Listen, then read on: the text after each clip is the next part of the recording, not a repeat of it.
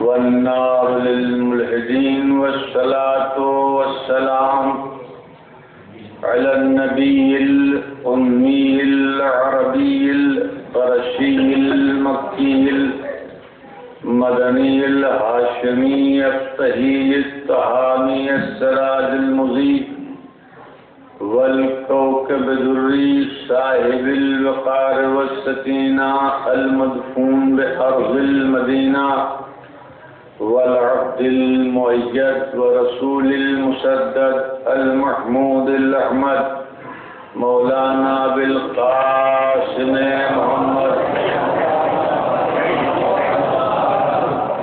وآله الطيبين الطاهرين المعصومين المظلومين لا سيما على بقية الله الأعظم روحي وأرواحنا لمقدم الفداء ولعنة الله على أعدائهم أجمعين من يومنا هذا إلى يوم الدين. أما بعد فقد قال سبحانه تبارك وتعالى في كتابه المجيد وفرقانه الحميد وقوله الحق وهو أصدق الصادقين. بسم الله الرحمن الرحيم والشمس وضحاها إذا طلعها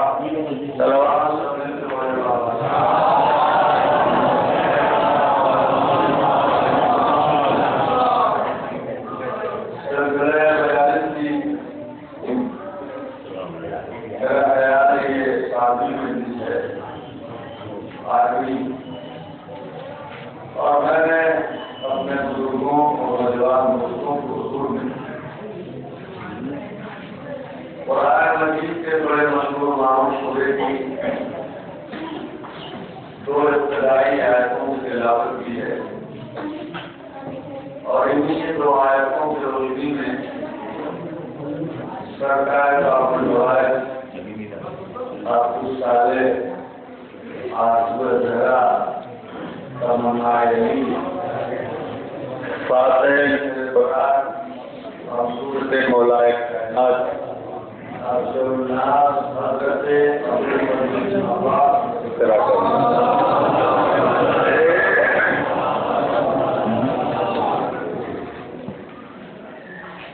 قرآن مجید کا بڑا مشہور و معروف سورہ ہے سورہ شمس. اس سورہ میں خالق کائنات کی دو عظیم چیزوں کی قسم کھا رہا ہے اور ارشاد فرما رہا ہے کہ وہ شمس وضحاها والقمر اذا طلع. قسم ہے سورج کی جب کہ وہ روشن ہوا اور قسم ہے چاند کی جب کہ وہ سورج کے پیچھے پیچھے چلا. مفسرین کا اس بات پر اتفاق ہے کہ شمس مراد ذات سرور کائنات ہے اور آپ مجھے اپنے اس محترم مجمع میں یہ بتانے کی ضرورت نہیں ہے کہ وہ قمر کون سا ہے جو سورج کے پیچھے پیچھے چلتا ہے. شمس مراد ذات سرور کائنات اور قمر سے مراد ذات مولا کائنات. صلوات پڑھیں سو مل کے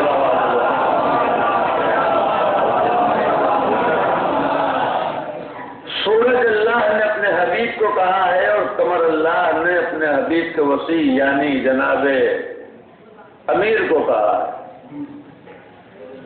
شمس مراد رسول اللہ کی ذات ہے اور قمر سے مراد مولا علی کی ذات ہے. سورج اللہ نے اپنے حبیب کو کہا ہے اور چاند اللہ نے حبیب کے وسیع یعنی جناب امیر کو کہا ہے. قسم ہے سورج کی جب کہ وہ روشن ہوا اور قسم ہے چاند کی جب کہ وہ سورج کے پیچھے پیچھے چلا. تو سورج سے مراد حضور کی ذات ہے اور چاند سے مراد مولا علی کی ذات ہے. اب اگر یہ بات محترم سامعین کے ذہنوں میں محفوظ ہو گئی تو میرا یہ حق بنتا ہے کہ میں آپ سے سوال کروں کہ کیا آپ نے کبھی کہیں کسی سے یہ سنا کہ جناب یہ ماہ محرم کا سورج ہے، یہ ماہ سفر کا سورج ہے، یہ ماہ ربیع الاول کا سورج ہے، یہ ماہ ربیع الثانی کا سورج ہے، یہ ماہ جمادی الاول کا سورج ہے، یہ ماہ جمادی الثانی کا سورج ہے؟ یہ آپ نے کبھی سنا؟ نہ سنا ہوگا، اس لیے کہ سنیں تو اس وقت جب کہا جاتا ہو، لیکن جب معاملہ چاند کا آتا ہے تو اکثر آپ کہتے ہیں محرم کا چاند، سفر کا چاند، ربیع الاول کا چاند، ربیع الثانی کا چاند، جمادی الاول کا چاند، جمادی الثانی کا چاند۔ پتہ یہ چلا کہ سورج ایک ہوتا ہے، چاند 12 ہوتے ہیں۔ حالات پر یہ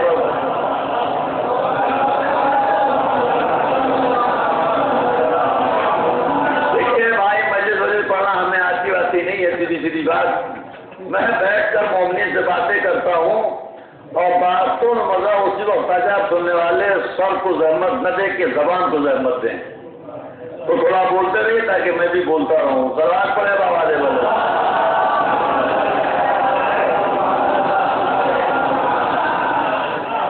تو شمس سے مراد ذات سور کائنات اور قمر سے مراد ذات مولا کائنات۔ یہ گھرانہ بنی ہاشم کا، اس گھرانے میں کچھ شخصیتیں ہیں، کچھ افراد ہیں، کچھ لوگ ہیں جنہیں قمر کا لقب بخشا گیا، جنہیں قمر کا لقب عطا کیا گیا۔ اور اس گھرانے میں پہلی شخصیت جناب عبد مناف کی ہے۔ ان کا لقب تھا قمر بطحا، یعنی بطحا والوں کا چاند۔ یہ عبد مناف پہلی شخصیت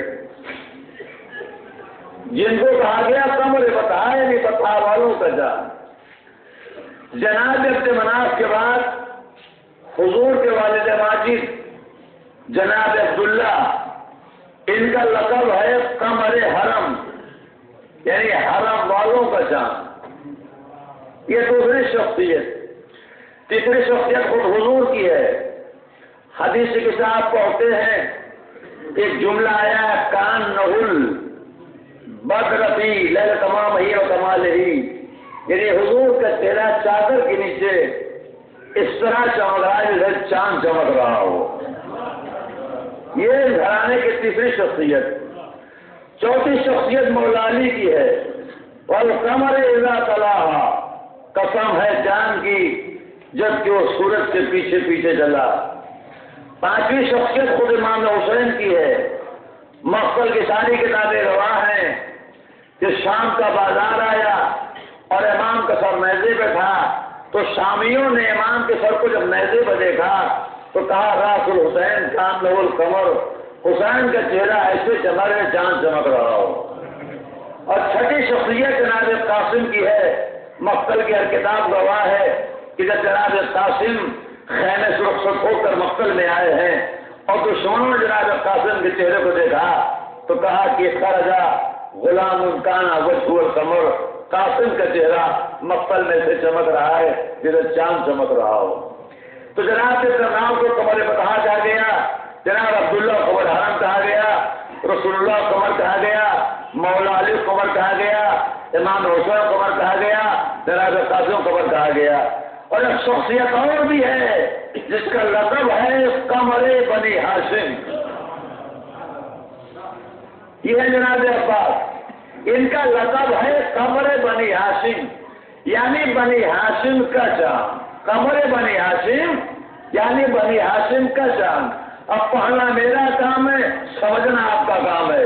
جناب عباس کا لقب ہے قمر بنی ہاشم۔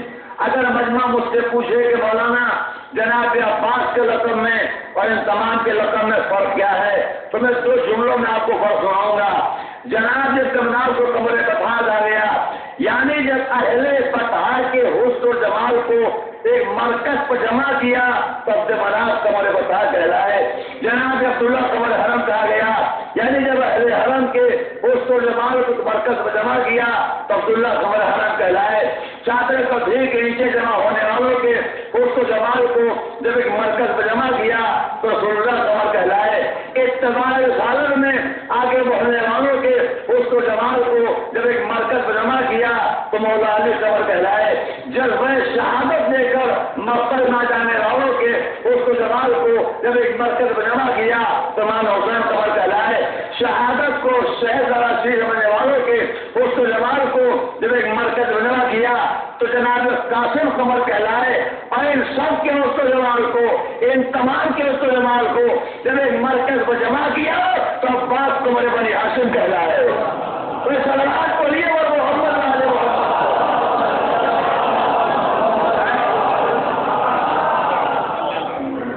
جناب عباس قمر بنی ہاشم کہلائے. کیا مطلب؟ بنی ہاشم کا جان. جناب عباس کے 62 لقب ہیں. کتنے؟ 62 لقب. اور مجھ جیسے کم پڑھے لکھے مولوی کے لیے ہر لقب ایک مکمل مجلس ہے. ہمارے یہاں ممبروں پر جناب عباس کا تذکرہ کم ہوتا ہے اور اگر ہوتا ہے تو زیادہ تر شجاعت کے حوالے سے بات ہوتی ہے. شجاعت زیادہ تر جو گفتگو ہوتی ہے شجاعت کے حوالے سے. تو اکثر بیشتر مومنین سوچتے ہیں کہ جناب عباس کے اندر بس ایک کمال ایک صفت تھی کو بہادر بہت تھے. قصور آپ کی سماج کا نہیں ہے ہماری خطابت کا ہے. جو کہ ہم پرانی بات سے لگا بات آپ تک پہنچتی نہیں. ورنہ وہ کون سا کمال تھا جو اللہ نے جناب عباس کے وجود میں نہیں رکھا تھا. وہ کون سی صفت تھی جو اللہ نے جناب عباس کے وجود میں نہیں رکھا تھا. ہر کمال ہر صفت جناب عباس کے وجود میں تھا. دلیل کیا ہے؟ میرے پاس دلیل ہے اور سب سے بڑی دلیل تو ہے کہ جناب عباس بیٹے ہیں مولا علی کے. او بولے بھائی جناب عباس فرزند ہیں مولا علی کے. اور علی اس ذات کا نام ہے جس نے صلوات پڑھنے پر محمد والے محمد بھائی منتظری جو آگے آج سے تو آگے آپ جو ہے اس کو پیچھے بٹھائیے. سلام پڑھے بابا نے بولن جو ہے پیچھے بٹھائیے. بندی سے چلنا زور دار بھیجے بابا نے بولن جو ہے پیچھے بٹھا دیا. ہمارے یہاں تو شجاعت کا زیادہ ہوتا ہے. ورنہ ہر کمال ہر سے بڑی دلیل کیا ہے؟ سب سے بڑی دلیل تو یہ ہے کہ جناب عباس بیٹے ہیں مولا علی کے. مولا علی کے. اور علی اس ذات کا نام ہے جس نے اپنے اللہ سے کبھی بھی اپنے لیے کچھ نہ مانگا. بہت بڑا جملہ میں نے کہا ہے سمجھنے والوں کے لیے. علی اس ذات کا نام ہے. نہیں میں جملہ بول دوں. علی اس بے نیاز ذات کا نام ہے. اب تو بولے بھائی علی اس بے نیاز ذات کا نام ہے جس نے اپنے اللہ سے نہ کبھی دنیا مانگی نہ کبھی آخرت مانگی. نہ کبھی دنیا کی کوئی چیز مانگی نہ کبھی آخرت کوئی چیز مانگی. کیوں دنیا کیوں نہیں مانگی؟ دنیا اس لیے نہیں مانگی کہ دنیا کا معیار آپ کے معیار سے بہت پست تھا. دنیا کا معیار پست تھا. اور آخرت کی کوئی شے اس لیے نہیں مانگی کہ آخرت کی ہر شے مولا کائنات کی قوت خرید کے اندر تھی. صلوات پڑھیے اور محمد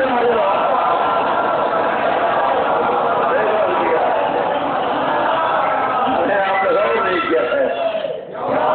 نہیں پھٹ کر نعرے سے کام نہیں چلے گا. سب مل کے بڑا رہا ہوں.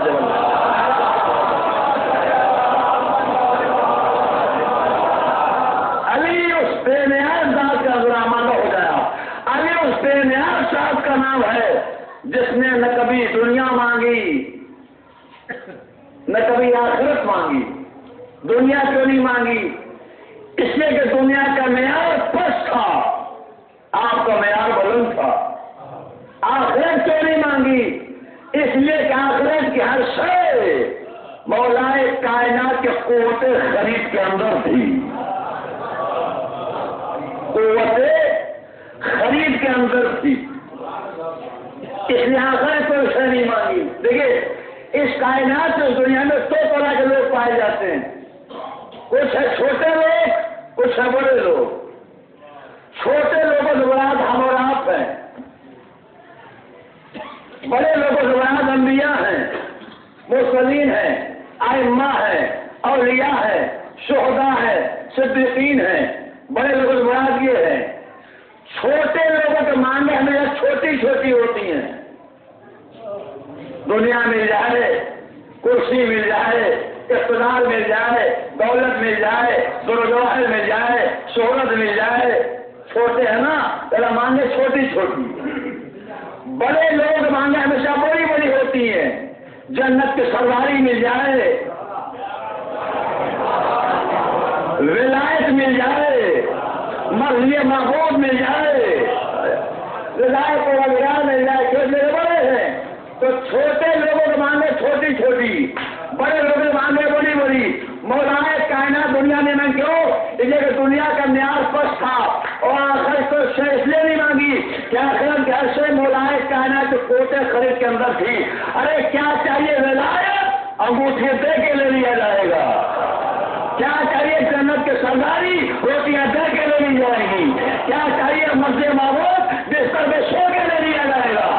سلام کریے محمد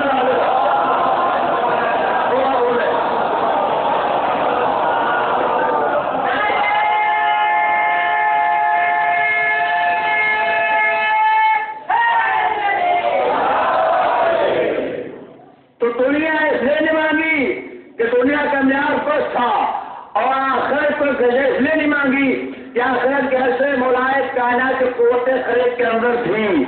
اور نہ مانگنا یہ اللہ ہونے کی علامت ہے. نہیں توجہ دیا آپ نے. نہ مانگنا بے نیازی یہ اللہ ہونے کی علامت ہے, یہ خدا ہونے کی پہچان ہے. یہ اللہ سمجھنے کو جگہ نہ مانگنا یہ اللہ ہونے کی علامت ہے. بھائی یہ سوچ کر مولا علی نے اللہ سے بیٹا مان لیا کہ کہیں مشوریوں کو میرے خدا کو بدل لگے جائے.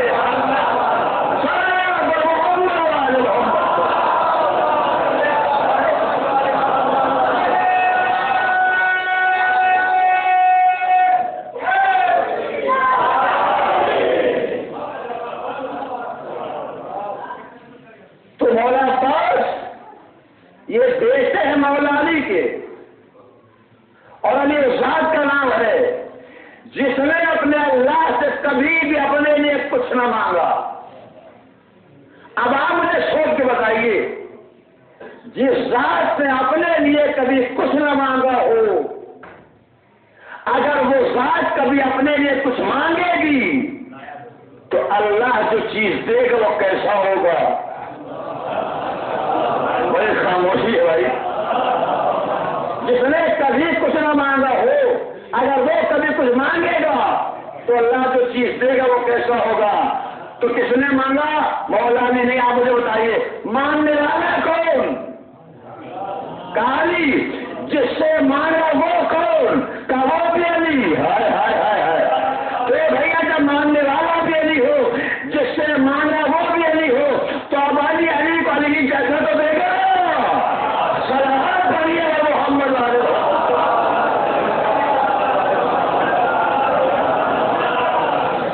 مل کے سلمان بولنا ہے.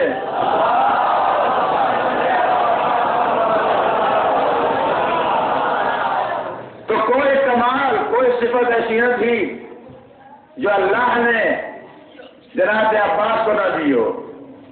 مثلا علم کمال ہے, علم صفت ہے. کیا جناب عباس عالم نہیں تھے؟ کیا جناب عباس کو بات کرنی نہیں تھا؟ عالم بھی تھے. دلیل کیا ہے؟ دلیل ہے میرے پاس, اور بڑی سادہ سی بات ہے, ذرا غور کیجیے گا. کیا دلیل ہے کہ جناب عباس کا علم تھا؟ سب نے لکھا, میں کہا تو کیا کتابوں کا نام لے کے وہ ضائع نہیں کرنا چاہ رہا ہوں. ہر ایک نے لکھا ہے کہ جب جناب عباس کی ولادت ہوئی تو سب سے پہلے جناب امیر کے گود میں آئے.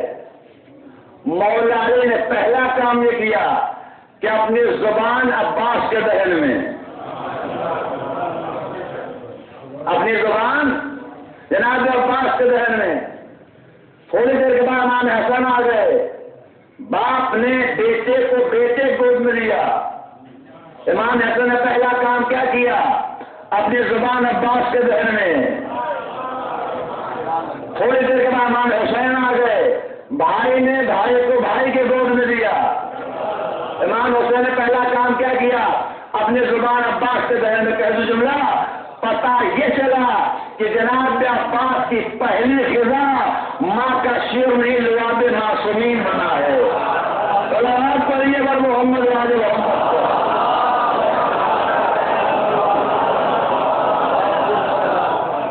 پہلی خزاں ماں کا شیر نہیں لواب معصومین بنا ہے. اچھا یہ زبان کا دہن میں دینے کا راز کیا ہے؟ اکثر آپ نے سنا ہوگا کہ مولا کائنات کی ولادت ہوئی، رسول اللہ آ گئے، گود میں لیا، اپنی زبان علی کے ذہن میں. امام حسن کی ولادت ہوئی، آ گئے، اپنی زبان حسن کے ذہن میں. یہ زبان کا ذہن میں دینے کا راز کیا ہے؟ فلسفہ کیا ہے؟ بھائی آپ ہے دادا، پوتے کی ولادت ہوئی ہے، لایا گیا آپ کے گود میں ڈالا گیا. آپ کا اپنا پوتا ہے، بیوی زبان پوتے کے ذہن میں گھر کا پھل نکل جائے گا. یہ کیا کر رہے ہیں آپ نانا ہیں، نواسے کی ولادت ہوئی ہے، آپ کے گود میں ڈالا گیا، بیوی زبان نواسے کے ذہن میں گھر کا پھل ناراض ہو جائے گا. یہ کیا کر رہے ہیں آپ؟ ارے آپ باپ ہیں، آپ کا اپنا بیٹا ہے، بیوی زبان ذہن میں گھر کا پھل نکل جائے گا. یہ آپ کیا کر رہے ہیں؟ تو ہم نے بگڑنے والوں سے پوچھا کہ آپ کیوں بگڑتے ہیں؟ کہا آپ کو نہیں معلوم. ہمیں کیا معلوم ہوتا ہے؟ پوچھتے کیوں؟ کہا بگڑتے اس لیے ہیں کہ میڈیکل سائنس کا کہنا یہ ہے کہ بہت سے جراثیم ہوتے ہیں. خدا کرے نہ سمجھے آپ، جو زبان کے ذریعے بچے میں پہنچ جاتے ہیں. بہت سے جراثیم ہوتے ہیں جو زبان کے ذریعے بچے سے پہنچ جاتے ہیں. یہ میڈیکل سائنس کا کہنا ہے. اور میں کہتا ہوں میڈیکل سائنس جو کچھ کہتی ہے بالکل صحیح، بالکل وجہ، ایمان بھی ہے، عقیدہ بھی ہے کہ بہت سے جراثیم ہوتے ہیں جو زبان کے ذریعے بچے سے پہنچ جاتے ہیں. مگر کہاں جہاں جراثیم ہوں گے، ہائے ہائے ہائے ہائے، نہیں مجمع آ گا. اے بھائی جہاں جراثیم ہوں گے وہاں جراثیم پہنچیں گے. اور جہاں علم ہو، فضل ہو، تقویٰ ہو، زہد ہو،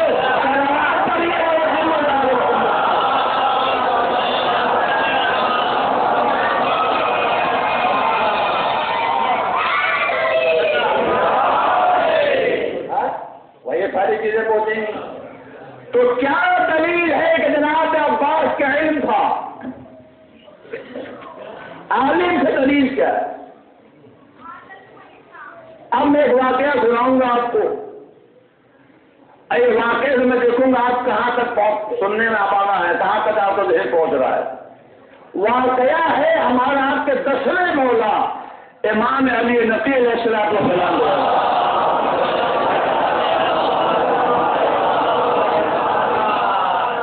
10ویں امام ہے مدینے میں، اور آپ سے ملنے آیا آپ کا چاہنے والا جس کا تعلق تھا ایران سے. کہاں سے؟ ایران سے. امام کہاں ہے؟ مدینے میں. کون سے امام؟ 10ویں امام. آنے والے کا تعلق ہے ایران سے. سب کو پتا ہے کہ ایرانیوں کی زبان فارسی ہے. آیا امام سے ملنے کے لیے تو یہ سوچ کر کہ امام کو فارسی تو آتی نہ ہوگی، امام کو فارسی تو آتی نہ ہوگی، لہذا ہم امام سے گفتگو کریں گے عربی میں، کیونکہ عربی ان کی مادری زبان ہے، ان کا تعلق عرب سے ہے، فارسی آتی نہ ہوگی. آیا اور آنے کے بعد سلام کر کے بیٹھ گیا، اور بیٹھنے کے بعد گفتگو کا آغاز کیا اس نے عربی میں. یہ سوچ کر انہیں فارسی نہ آتی ہوگی. امام اس کی باتوں کو سنتے رہے. جب وہ اپنی بات کو تمام کر چکا اور نوبت یہ آئی کہ امام اس کی باتوں کا جواب دیں. تو لکھا ہے کہ امام نے اس کی باتوں کا جواب دیا اس کی زبان میں، اس کی زبان عربی میں. وہ تو حیران ہو گیا، پریشان ہو گیا، مولانا ہم نے آپ سے عربی میں اس لیے گفتگو کی کہ شاید آپ کو فارسی نہ آتی ہو اور آپ ہماری زبان ہم سے بہتر بول رہے ہیں. میرے آقا ہماری زبان ہم سے بہتر بول رہے ہیں. ہم نے آپ سے تو سوچ کے گفتگو کی عربی میں کہ آپ کو فارسی نہ آتی ہوگی اور آپ ہماری زبان ہم سے بہتر. اے میرے آقا یہ بتائیے کہ ایران آپ نے کس شہر میں قیام کیا تھا، کتنے سال تک تھے، کتنے مہینے تھے، آپ ہماری زبان ہم سے بہتر بول رہے ہیں. تو امام مسکرانے یا مسکرا فرمایا امام نے کہ بھائی میں ایران نہیں گیا، ایران نہیں گیا. تو کہا مولا پھر آپ کو میری زبان فارسی کہاں سے آتی ہے؟ تو امام نے کہا اچھا یہ بتا میں تیرا کون ہوں؟ ہائے ہائے ہائے ہائے ہائے، یہ بتا میں تیرا کون ہوں؟ کہا مولا آپ ہمارے امام ہیں. کہا وہ امام کیسا جو ماموم کی زبان میں جانتا ہو؟ صلوات علیہ و محمد علیہ.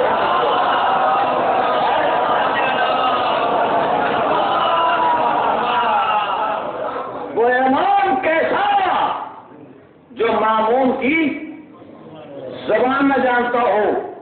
وہ چپ ہو گیا ایسے جیسے آپ چپ ہیں. لیکن امام نے محسوس کیا کہ شاید پوری طرح شک کے جراثیم ذہن سے اس کے نہیں نکلے. تو امام نے کہا کیا تجھے یقین نہیں آتا؟ کہ مولا نہیں آپ نے فرما دیا مجھے یقین آ گیا ہے. کہا چاہے ایسا کر جا باہر سے کنکرے اٹھا کے لے آ، باہر سے کنکرے اٹھا کے لے آ. وہ دوڑ گیا اور جانے کنکری اٹھا کر لے آیا، لا کے امام کے ہاتھوں پر دیا. امام نے اس کنکری کو اپنی زبان سے مس کیا، اپنی زبان سے مس کیا اور مس کرنے کے بعد کر لے اسے اپنے دہن میں رکھ لے، لے اسے اپنے دہن میں رکھ لے. لیکن جیسے اس کنکری کو اس نے اپنے دہن میں رکھا 70 زبانوں کا عالم بن گیا. نہیں سمجھ رہا ہے، 70 زبانوں کا عالم بن گیا. جیسے اس کنکری کو رکھا 70 زبانوں کا عالم بن گیا. اب مجمع ہمیں بتائے کہ اگر ایک کنکری ایک معصوم کی زبان سے مس ہو جائے اور کوئی اپنے دہن میں رکھ لے تو 70 زبانوں کا عالم بن جائے.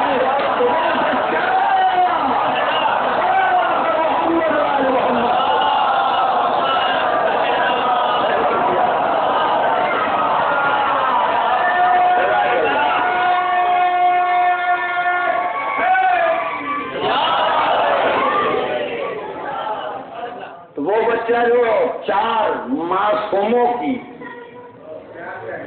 زبان چوس کے پڑا ہو تو کوئی کمال کوئی ایسی صفت نہ تھی جو اللہ نے جناب عباس کے وجود میں رکھا ہو. میں شجاعت پر بحث نہیں کرتا اس لیے کہ جس کی ننیال بھی شجاع ہو. چچا تھوڑا سا آپ کو آزاد کر رہے ہیں، آپ بالکل بیٹھے ہوئے، آپ تو بزرگ ہیں مسجد کے تہذیب بات پڑھنے کا ہمارے والے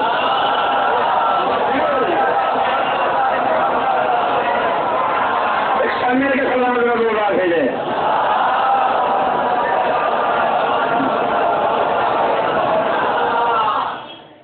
میں شجاعت کو بحث نہیں کرتا. کیوں؟ اس لیے کہ اس کی ننیال بھی شجاع ہو اور دریال میں شجاع ہو.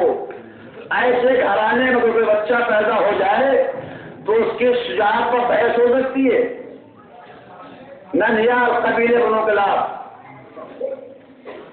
عرب میں شجاع ترین قبیلہ، نہ جانے کتنی تلوار اس قبیلے نے بطور انعام حاصل کی ہیں. جناب عباس کے نانا جناب عامر ان کا لقب تھا ملائب السرا، یعنی نیزوں سے کھیلنے والا. ہائے ہائے ہائے، کیا لقب تھا؟ ملائب السرا یعنی نیزوں سے کھیلنے والا. جناب عباس کے ماموں جناب جعفر ان کا لقب تھا ذو العرب، یعنی عرب میں شجاع ترین فرد. تو نانا ملائب السنا ماموں افضل اور خاندان تھا جس نے نہ جانے کتنی تلواریں انعام میں حاصل کی ہوں. یہ ہے ننیال کی شجاعت، اور ننیال کے ساتھ ددیال کی شجاعت. ددیال کی شجاعت اللہ اکبر. اب میں دیکھتا ہوں شملے میں کون نہیں بولتا.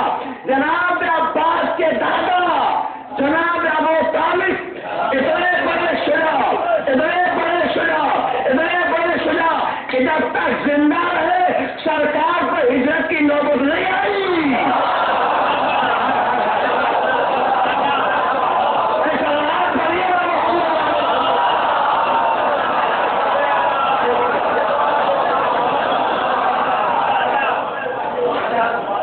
جناب عباس کے دادا جناب ابو طالب اور جناب عباس کی دادی جناب فاطمہ بنت اسد اتنی بڑی شجاع، اتنی بڑی شجاع کہ عام عورت ہو دیوار میں شگاف پیدا ہو رہا ہو تو قدم پیچھے ہٹ جائیں گے. جو جائے کہ شکم میں بچہ دیوار میں شگاف پیدا ہو رہا ہے اور وہ آگے بڑھتی جا رہی ہے.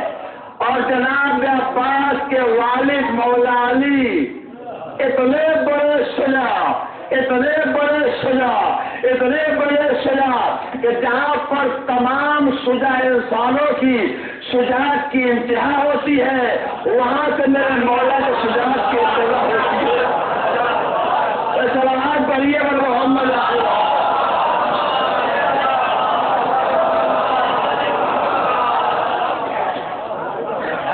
تو ننیال میں شجاع، ددیال میں شجاع. ایسے گھرانے میں اگر کوئی بچہ پیدا ہوگا تو اس کے شجاعت کو کون بحث کرے گا؟ جناب عباس کے شجاعت میں 3-4 جملے میں سنانا چاہ رہا ہوں. اگر مجمع جا کے سنے گا تو اٹھوائے گا. سلام پڑے بابا دے بولے.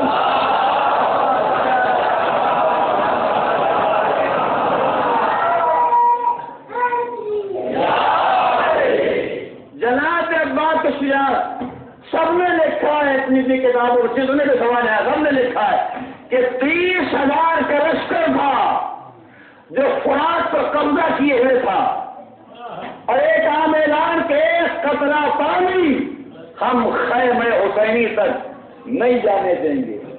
ایک عام اعلان تعداد لشکر کے لکھا ہے 30,000 اعلان کہ ایک قطرہ پانی خیمے تک نہیں جانے دیں گے. اس 30,000 کے لشکر نے جب سنا کہ حسین نے عباس کو پانی لانے کی اجازت دے دی، اللہ جانے جملہ کیسے آپ سنیں گے، تو نے کہا کہ 30,000 کے لشکر نے اپنا سکون ذات کھو دیا. مجھے نہیں پتا میں کہاں پڑھ رہا ہوں. اس 30,000 کے لشکر نے اپنا سکون ذات کھو دیا کہ اب کیا ہوگا. علی کا بیٹا عباس پانی لینے آ رہا ہے، اب کیا ہوگا. حسین نے اجازت دی ہے. تو اس 30,000 کے لشکر نے اپنا سکون ذات کھو دیا. تمام مجھ سے سنیے میرے اپنے انداز میں لکھا ہے کہ 30,000 کی تعداد تھی. جب جناب عباس کو اجازت ملی تو جناب عباس نے پہلا کام یہ کیا کہ جو 30,000 کا لشکر تھا اس کے سکون ذات کو چھینا. بڑی خاموشی ہے. اس کے سکون ذات کو چھینا اور آگے بڑھے تو جو سامنے آیا اس کی حیات کو چھینا.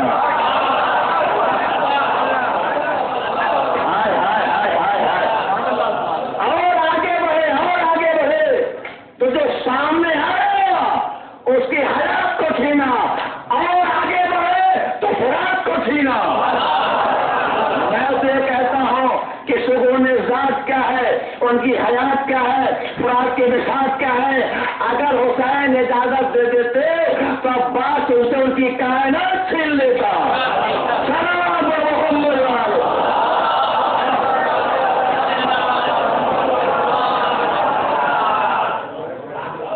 شجاعت جناب عباس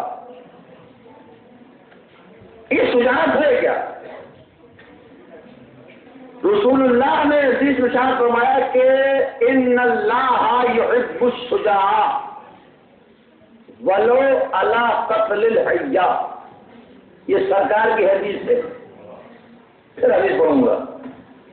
ان اللہ یحب الشجاع، اللہ شجاعت کو پسند کرتا ہے، اللہ شجاعت کو دوست رکھتا ہے.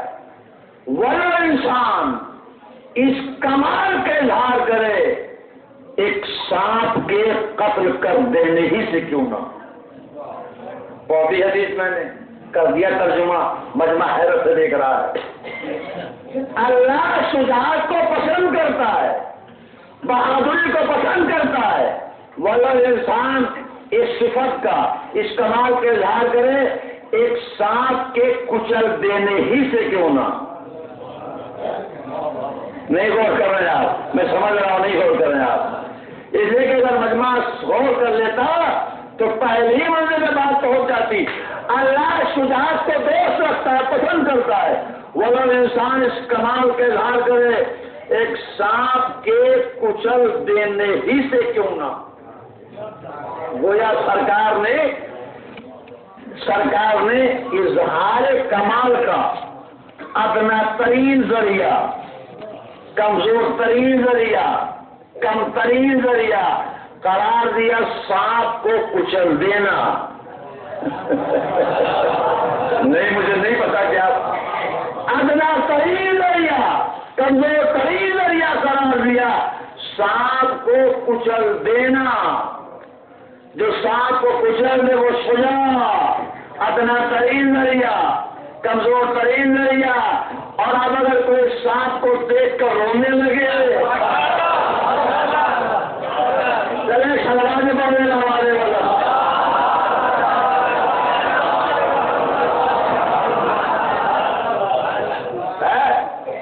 نہ کہتا مگر آپ متوجہ ہو جاتے. تو اس کا مطلب یہ کہ وہاں تو وہ بھی نہیں، ادنا ترین ذریعہ بھی نہیں ہے. بھائی سانپ سے کیا ڈرنا، مجھے آپ بتائیے. سانپ سے کیا ڈرنا؟ جانوروں میں سب سے کمزور، سب سے نہیں، سب سے لاغر اگر کوئی جانور ہے تو ہے سانپ. اتنا کمزور ہے بیچارہ کہ چلنے کے لیے پیر تک نہیں ہے. وہ نوجوان لوگ بولے، بزرگ کو بولے تھوڑا سا چلنا پڑے ہمارے والا.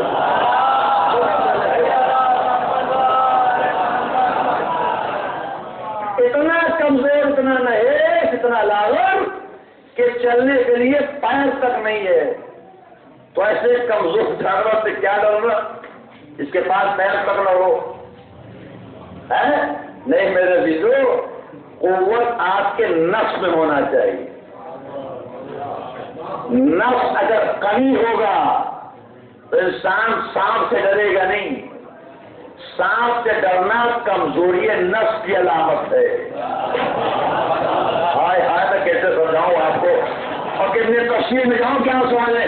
سانپ سے ڈر جانا یہ کمزوری نفس کی علامت ہے. نہ ڈرنا یہ نفس کے قوی ہونے کی علامت ہے. تو اگر نفس کمزور ہوگا تو چاہے جس کے پہلو میں ہو آئے گا تو ڈرے گا بھی، روئے گا بھی. اور اگر نفس قوی ہو تو چاہے گہرائے میں ہو.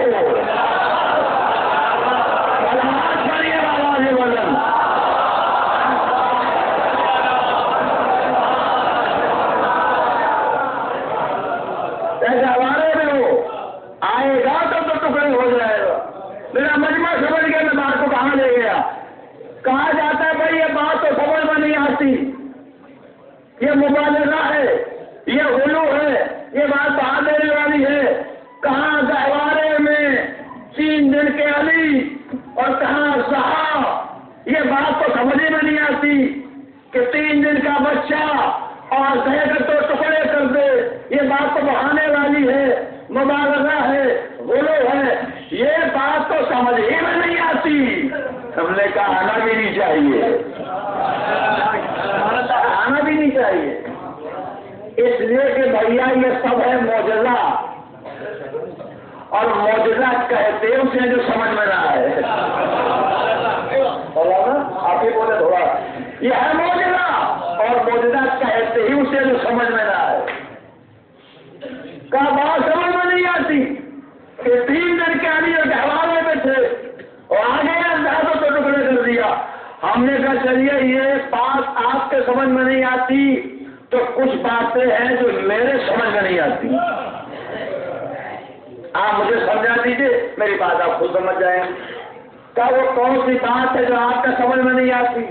ہم نے کہا میرے پہلے بات یہ سمجھ نہیں آتی کہ ہر طرف پانی، ہر سو پانی، دائیں طرف پانی، بائیں طرف پانی، اوپر سے پانی، نیچے سے پانی، اور ہر جہت پانی، ہر طرف پانی، اور پانی ہی پانی، اور جناب نوح کی کشتی چلی اور نہیں ڈوبی. مسجد پڑھوائی جاتی ہے اور یہ نہیں جاتی. جناب نوح کی کشتی چلی اور نہیں ڈوبی.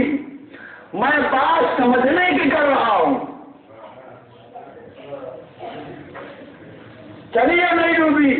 یہ بات آپ کے سمجھ میں آتی ہے؟ کہاں آتی ہے؟ عسکری خان کے سمجھ نہیں آتی. سمجھائیے آپ کیسے نہیں ڈوبی. اور آگے بڑھیے.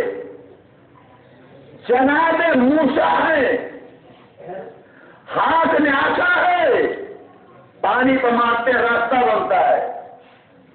یہ بات آپ کے سمجھ میں آتی ہے؟ کہاں آتی ہے؟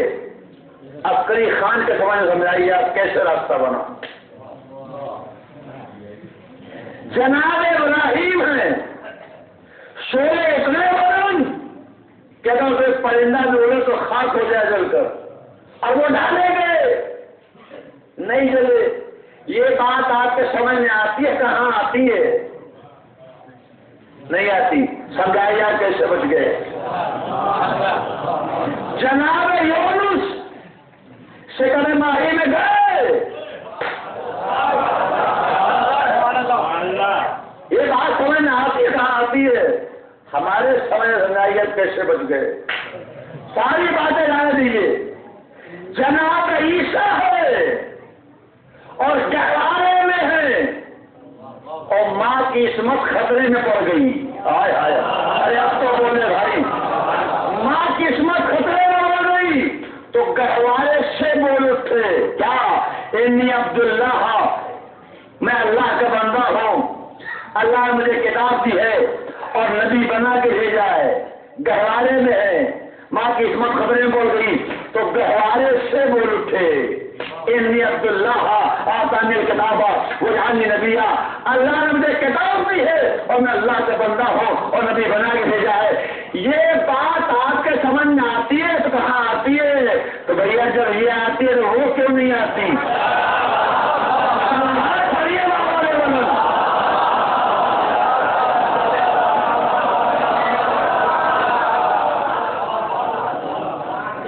بیٹے علامہ اقبال کی وفات ہو گئی ہے. ایسے کر کے وہی بیچتے تھے بیچارے. صلاۃ پڑھے نماز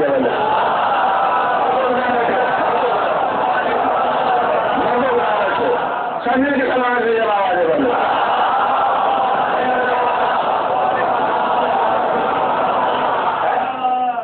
یہ بات اگر سمجھ میں آتی ہے تو وہ کیوں نہیں آتی؟ یہ بھی کہوارے میں، وہ بھی کہوارے میں، یہ بھی 3 دن کے، وہ بھی 3 دن کے. یہاں زبان چلی ہر ایک سمجھا اور وہ ہاتھ چلا. ارے نہیں سمجھنا. یہاں زبان چلی ہر ایک سمجھا، وہ ہاتھ چلا. کہاں بات سمجھ نہیں آتے بھائی مسلمانوں. اگر اعتراض کرنا ہو تو اس بات پر اعتراض کرو کہ عیسیٰ نے زبان کیوں چلائی، علی نے ہاتھ کیوں چلایا. عیسیٰ نے زبان کیوں چلائی، علی نے ہاتھ کیوں چلایا. مگر اس پر کوئی اعتراض نہیں کرتا. کیوں؟ اسے کہ ان سبوں کو معلوم ہے کہ کمزور کی زبان چلتی ہے شہزور کا.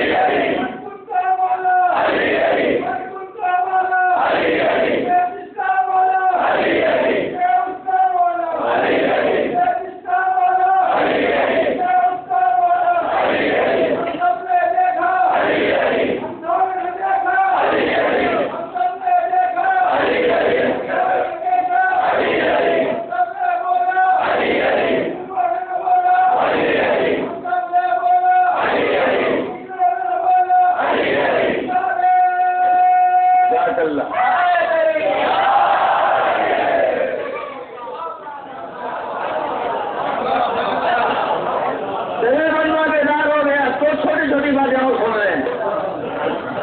बुलाया मौला अली ने बड़े भाई जनाब अकील को, और बुलाने के बाद बेटे इधर देखो, किबला में हूँ, सलवार पड़े आवाज है बोलो।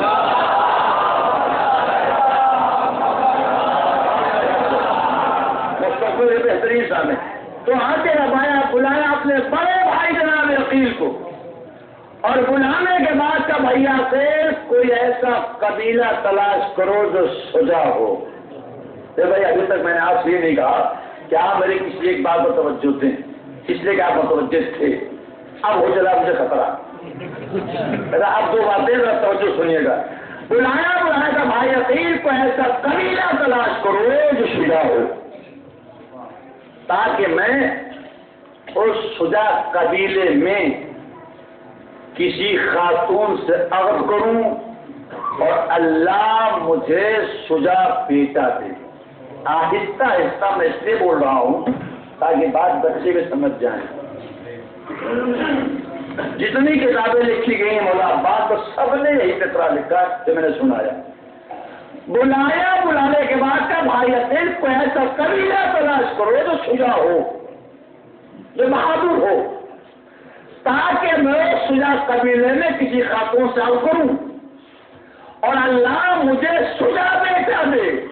कसम खुदा की मिंबर पर हूं, किताबें छान मारी मैंने कि कहीं ये जुमला मिल जाए कि कोई ऐसा कबीला तलाश करो जो सुजा हो, ताकि मैं उस सुजा कबीले में किसी सुजा औरत से अग़द करूं। खुदा करे न समझे आप। छान मारा किताब कहीं मिल जाए कि कोई ऐसा कबीला हो जो सुजा हो, और मैं वो सुजा कबीले में किसी सुजा औरत से, बहादुर औरत से अग़द करूं, ताकि अल्लाह मुझे सुजा बेटा दे। नहीं, सुजा कबीला कहा मगर सुजा औरत नहीं कहा।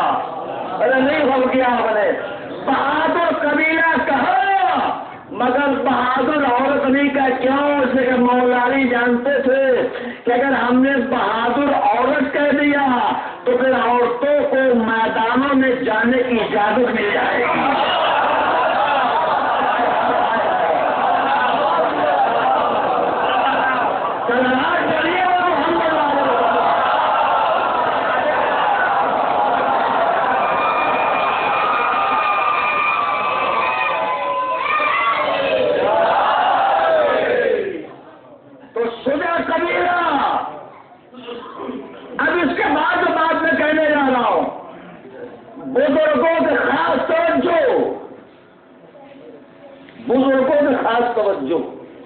मौला अली ने क्या सुना कबीला हो, अगर मेरी बात मेरा मजमा समझ गया तो मैं पहली फुर्सत में 2 रकात शुक्राने की नमाज पढ़ूंगा।